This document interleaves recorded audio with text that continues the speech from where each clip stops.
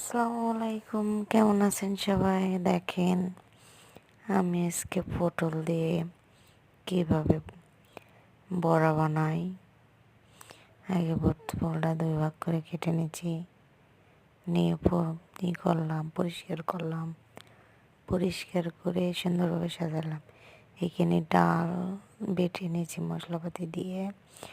এখন এর ভিতরে ভরে তারপরে সুন্দর করে ওর মধ্যে দেওয়ার পরে দেখেন সবগুলোর মধ্যেই দেব অল্প অল্প করে দিয়ে সুন্দর করে সাইডে যেন না লাগে সুন্দর করে সাজাবো। সবগুলো সাজানোর পরে দেখেন আমি কিভাবে সাজাই। আপনারা কিন্তু যদি বাসায় ট্রাই করতে চান তাহলে ট্রাই করতে পারেন।